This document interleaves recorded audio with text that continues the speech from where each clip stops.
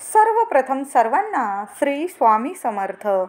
15 जानेवारी 2024ला संक्रांत आलेली आहे. तिचं वाहन घोडा आहे, उपवाहन सिंह आहे. या संक्रांतीने यंदा यावर्षी काळे वस्त्र धारण केलेले आहे. हातात भाला आहे, हळदीचा टिळा लावलेली आहे.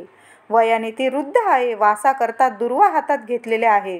ती चित्रान्न भक्षण करते. ती ब्राह्मण जातीची आणि भूषणार्थ तिने सोनं धारण केलेलं आहे. मकर संक्रांतीला पवित्र नदीत स्नान करणे, दान करणे, पुण्यकर्म करणे, तसेच सूर्यनारायणाला पाण्याने अर्घ्य देऊन पूजा करणे या महत्त्वाच्या गोष्टींना खूप खूप जास्त महत्त्व आहे.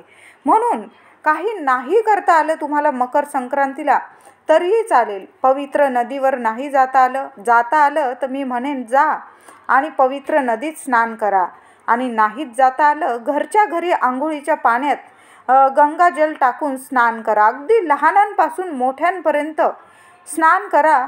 आणि दान थोडंसं झालं तुम्हाला गरिबांना तर दान करा आपल्या ऐपतीनुसार. अगदी थोडंसं दान केलं, तुम्ही 10 रुपयाचं जरी दान केलं तरी चालेल. सकाळी आंघोळीनंतर सूर्यनारायणाला पाण्याने अर्घ्य द्यायला विसरू नका, पूजा करायला विसरू नका.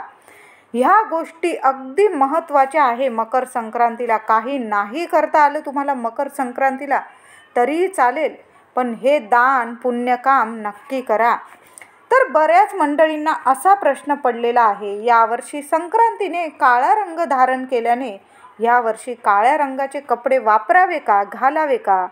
दरवर्षी काळ्या रंगाचे कपडे घालून आपण आनंदाने संक्रांत साजरा केला जातो, सण साजरा केला जातो. हा एकच दिवस असा असतो, आपण बिनधास्तपणे काळ्या कपड्या घालू शकतो. पण यावेळेस संक्रांतीनेच काळा रंग परिधान केला आहे. आपल्या जुन्या चालीरीतीनुसार दरवर्षी संक्रांत जो रंग परिधान करून येत असते तो रंग त्यावर्षी वर्ज्य असतो. म्हणून यावर्षी यंदा काळ्या रंगाचे कपडे वापरू नका. ही अंधश्रद्धा नाही आहे. शास्त्रानुसार आपल्या हिंदू परंपरेनुसार ही श्रद्धाच म्हणावी लागेल, अंधश्रद्धा नाही. पण तुमचे विचार असतील की आम्ही नाही मानत या गोष्टी, तर तुम्ही सर्रास काळा रंग ह्यावर्षी सुद्धा वापरू शकतात. स्त्रियांना काळ्या रंगाची साडी घालायचीच असेल तर संक्रांतीच्या आदल्या दिवशी, भोगीच्या दिवशी तुम्ही घालू शकता, किंवा किंक्रांतीला घालू शकता, किंवा तुम्ही संक्रांतीनंतर रथसप्तमीपर्यंत आपण बायका आपल्या घरात हळदी कुंकूचा कार्यक्रम करतच असतो.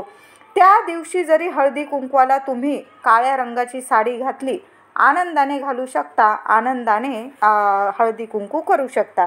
फक्त तुम्हाला संक्रांतीच्या दिवशी, तुम्हालाच नाही मला पण, फक्त आपल्या सर्वांना संक्रांतीच्या दिवशी काळा रंग परिधान करायचा नाही. बाकी इतर दिवशी आपण काळा रंग घालू शकतो. तर संक्रांतीला काळा रंग घालू नका. बस तुम्ही हिरव्या रंगाची छान साडी घाला, लाल रंगाची घाला, नारंगी रंगाची घाला, केशरी रंगाची घाला, पिवळ्या रंगाची घाला, गुलाबी घाला, चॉकलेटी घाला, मोरपिशी घाला. अगदी छान छान कलरच्या साड्या आपल्याकडं असतात, कपाट भरलेलं असतं. फक्त काळीच साडी घालावी असं नाही. ह्यावर्षी वर्ज्य आहे म्हणून घालू नका. इतर दिवशी घाला पण संक्रांतीला घालू नका. असे बरेचसे कलर मी तुम्हाला सांगितले. हिरवा, लाल, नारंगी, केशरी, पिवळा, गुलाबी, चॉकलेटी अशा रंगाच्या साड्या आनंदाने घाला आणि सण साजरा करा. नवी नवरी असेल तिनेसुद्धा काळा रंग परिधान करू नका ह्यावर्षी. हे मी रंग सांगितलेले 5-7 त्यातील एकसुद्धा रंग तुमच्याकडं साडी असेल तो तुम्ही परिधान करा आणि आनंदाने सण साजरा करा. तसेच या दिवशी जुन्या काचेच्या बांगड्या असतील, आदल्याच दिवशी करून घ्या हे काम. जुन्या काचेच्या बांगड्या असतील त्या काढून टाकून द्या आणि नवीन हिरव्या किंवा लाल रंगाच्या ह्या 2 रंगाच्या बांगड्या, काचेच्या बांगड्या हातात घालायच्या आहे. काळ्या, पांढऱ्या, निळसर रंगाच्या अशा बांगड्या अजिबात आपल्याला चुकूनही मकर संक्रांतीला घालायच्या नाही. त्याचबरोबर लाखेच्या बांगड्यासुद्धा मकर संक्रांतीला घालणं खूप शुभ ठरतं. त्या टिकत नाही आणि कोणाला परवडत पण नाही जास्त, कारण त्या महाग असतात. तुमच्याकडं जर लाखेच्या 1 किंवा 2 बांगड्या असेल, हिरव्या बांगड्या किंवा लाल बांगड्या तुम्ही भरल्या काचेच्या, त्यामध्ये 1 किंवा 2 जरी लाखेची बांगडी भरली तुम्ही, तरी पण चालेल. आणि हिरव्या बांगड्या भरताना एक नियम असा जाणून घ्या की तुम्ही कासाराकडे गेलात तर त्यांच्याकडे डझनभर बांगड्या घेतल्या तर त्या मावशी देतातच. मावशी किंवा काका, काका, कासार मावशी आपल्याला 12 ऐवजी त्या 13 बांगड्या देतात. म्हणजे एका हातात 6 बांगड्या आणि एका हातात 7. तुम्हाला थोडक्यात कळालंच असेल, एका हातात एक बांगडी जास्त घाला.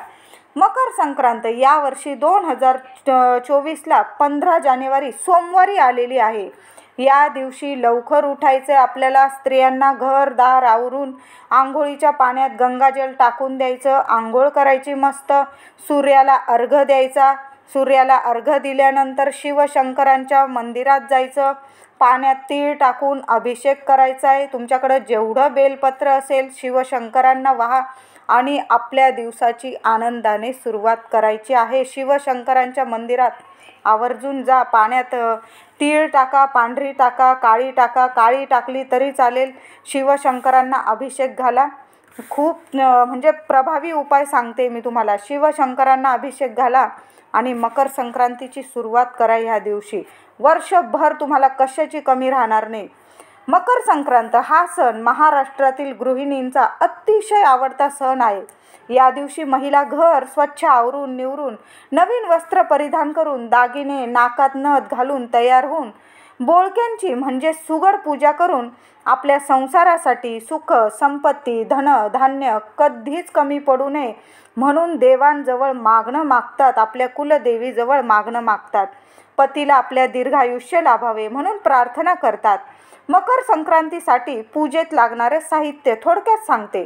5 बोळकी म्हणजे सुगड, 1 पंती तुम्ही मातीची घेतली तरी चालेल, नवा पांढरा दोरा, हळदी, कुंकू, नवीन एखादा कपडा, तिळगुळाचे लाडू किंवा तिळगुळ, ऊसाचे खांड, गाजर, गव्हाच्या ओंब्या, मटार, हरभरे दाणे, बोरं व एखादी तामण अथवा स्टीलचे ताट, दिवा, अगरबत्ती, पाट अशा साहित्य घ्यायचे. पूजा कशी करावी? एक पाट मांडून त्यावर नवीन कपडा अंथरून त्यावर 5 बोळक्यांना दोरा बांधून घ्या गळ्याशी. त्यांना हळद कुंकू लावा. त्यामध्ये ऊसाचे काप, तिळगुळ, गाजर, गव्हाच्या ओंब्या, मटार, हरभरे, बोरं असे घालावे. वरती 1 पंती ठेवावी. हे सर्व एका स्टीलच्या ताटात किंवा तामणामध्ये ठेवून व ह्या वस्तू एक नवीन कापड झाकून ठेवावे. त्याच्यासमोर निरांजन लावावे. अशा पद्धतीने अगरबत्ती लावावी व पाया पडून अशी पूजा करून घ्यावी आणि प्रार्थना करावी. माझ्या संसारात धन, धान्य, कपडा, लत्ता कशाची कमतरता पडू नये व माझ्या सुखी संसाराला कोणाची वाईट नजर लागू नये अशी मनापासून प्रार्थना करावी आणि पाया पडून घ्याव्या. अशी साध्या सोप्या पद्धतीने तुम्ही सुगड पूजा करावी.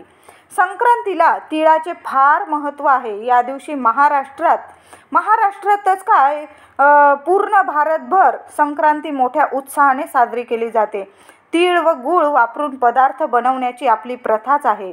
तिळाची चटणी, तिळाची वडी, तिळाचे लाडू, तिळगुळाची पोळी यांचा नैवेद्य बनवतात आणि देवाला दाखवतात. घरासमोर साफसफाई करून रांगोळी छानशी काढली जाते. नवीन लग्न झालेल्या मुलीला माहेरकडून काळी साडी, हिरवी किंवा लाल, ह्यावर्षी तर काळी वर्जे, तुम्ही हिरवी लाल साडी देऊन हळदी कुंकवाचा करंडा देऊन तिळगुळ वापरून त्याचे दागिने बनवून तिला ते परिधान करायला देतात. नव्या नवरीला जावाई बापूंना चांदीच्या वाटीत तिळगुळ घालून द्यायची ती प्रथा आपल्या महाराष्ट्रात आहे, अजूनही आहे.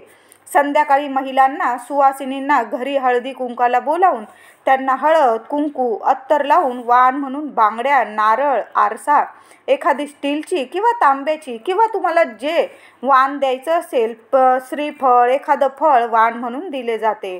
मकर संक्रांती या दिवशी एकमेकांच्या घरी जाऊन तिळगुळ देऊन आपल्या मनातील क्रोध, द्वेष, लोभ, भांडणे विसरून एकमेकांना तिळगुळ देऊन गोड बोलायचे व आपल्या स्नेह संबंधातील मैत्री कायम करायची असते. म्हणून या दिवशी म्हणतात, तिळगुळ घ्या, गोड गोड बोला. संक्रांतीच्या दिवशी लहान मुलांचे बोरन्हाण करायची महाराष्ट्रात आपल्या प्रथा आहे. या दिवशी लहान मुलांना हलव्याचे दागिने घालून, मलमलचे कपडे किंवा नवीन कपडे घालून संध्याकाळी लहान मुलांना सर्व घरी बोलवण्याची पद्धत आहे. तेव्हा एका भांड्यामध्ये मोठं भांडं घेऊन त्यात चुरमुरे, तिळगुळ, साखर फुटाणे, बोरं, चॉकलेट मिक्स करून आपल्या बाळाच्या डोक्यावर हलक्या हाताने त्याचा अभिषेक करावा. हा लहान मुलांचा सोहळा इतका अगदी नेत्रदीपक असतो की बघतच राहावं असं वाटतं. सर्व लहान मुले गुण्या गोविंदाने ह्या सोहळ्यात भाग घेतात आणि आनंद लुटतात. मुलांना चॉकलेट, एखादे गिफ्ट म्हणून भेट द्यावे, खायला प्यायला देऊन हा सोहळा साजरा केला जातो. मकर संक्रांतीला आठवणीने श्री स्वामींच्या मठात जाऊन स्वामींना तिळगुळ देऊन प्रत्येकाने आशीर्वाद घ्या. नंतर सर्व स्वामी सेवेकरांनी एकमेकांना तिळगुळ देऊन गोडाने संक्रांत सण साजरी करा. यंदा संक्रांतीने हळदीचा टिळा लावलेला आहे आणि सोने म्हणून आभूषण घातलेले आहे. पण हळदी आणि कुंकू लावल्याशिवाय हळदी कुंकू होत नाही. म्हणून हे नियम किंवा अंधश्रद्धा पाळू नये. फक्त आपण काळा रंग परिधान करू नये एवढंच मी सांगेल. जे आपल्याला जमेल तेवढेच नियम पाळायचे आहे.